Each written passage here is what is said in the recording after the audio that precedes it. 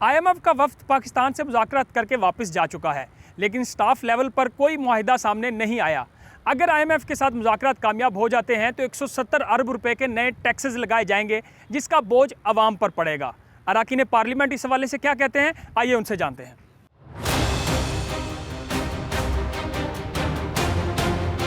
9 دن کے ان کے ساتھ جو مذاکرات ہوئے، اتنی بڑی اسمائلز تھیں اسحاق ڈار صاحب کے چہرے پہ اور عائشہ غوث پاشا صاحب، ایسے جیسے انہوں نے ہندوستان فتح کر لیا ہے، اور حالت یہ ہے کہ پاکستان کا ایک معاہدہ نہیں وہ کر سکے۔ وجہ کیا ہے؟ وجہ یہ ہے کہ یہ آلریڈی ایک سیٹ ایجنڈے پہ آئے ہیں۔ یہ اپنے ذاتی مفادات کو ملکی مفادات سے اوپر رکھتے ہیں۔ ان کو اپنی جائیدادوں، اپنے پیسے، اپنے سارے ویسٹڈ انٹرسٹ کو ان کو پروٹیکٹ کرنا ہے۔ ان کو اپنی اگلی جنریشنز پاکستان پہ مسلط کرنی ہے، جنہوں نے پاکستان کے لیے دھیلے کا کام نہیں کیا، صرف نقصان پہنچایا ہے۔ یہ اپنے ایجنڈے پہ چل رہے ہیں۔ اگر آپ اور ہم ان کو روکیں گے نہیں تو یہ یوں ہی چلتا رہے گا۔ لیکن یہ میں بتا دوں، ان کے لیے یہ سب کام کرنے کے بعد پاکستان کی سڑکوں پہ نکلنا مشکل ہوگا، لوگ ان کا گریبان ہوگا اور ان لوگوں کا ہاتھ ہوگا انشاءاللہ۔ وہ آج ڈار صاحب نے پریس کانفرنس کی ہے اور انہوں نے کہا ہے کہ انہوں نے اپنا معاہدہ جو ان سے وہ ہو گیا اور وہ باقی جا کے واشنگٹن سے وہ باقی کریں گے اعلان اس کا۔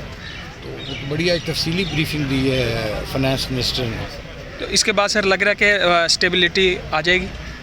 آنی چاہیے، امید کرنی اچھے کی کرنی چاہیے، چونکہ ابھی تک جو ہوا ہے اس ملک میں وہ عوام کے لیے، غریب اور مڈل کلاس کے لیے تو اچھا نہیں ہوا۔ جب ان سے معاہدہ ہوگا تو یہ پاکستانی عوام پر بم گرے گا، یہ میزائل داغیں گے IMF کے ذریعے سے، اور نام IMF کا ہوگا کہ ان کے شرائط ہیں، اور کریں گے یہ خود، اور پاکستانی عوام اس میں پیچھے رہیں گے۔ معاہدہ ہو جاتا ہے تو ہمارے بہت سے خدشات جو ہیں وہ اکانومی سے کم ہو جائیں گے، اسپیکولیشن کم ہو جائے گی، مارکیٹ سٹیبل ہو جائیں گی، لہٰذا بالکل حالات بہتر ہوں گے پہلے سے۔ حکومت کی اسٹیبلٹی کا مسئلہ نہیں ہے، مسئلہ پاکستان کو سنبھالنے کا ہے۔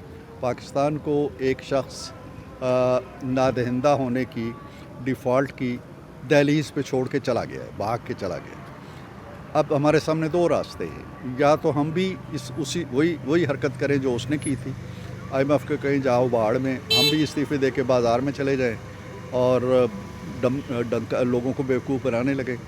دوسرا یہ ہے کہ ملک کو اس سچویشن سے نکالا جائے، ملک کو سنبھالا جائے۔ اب ملک کو سنبھالنے کے لیے بوجھ مجھے بھی اٹھانا ہے، آپ کو بھی اٹھانا ہے، عام آدمی کو بھی اٹھانا ہے، مزید اٹھانا ہے۔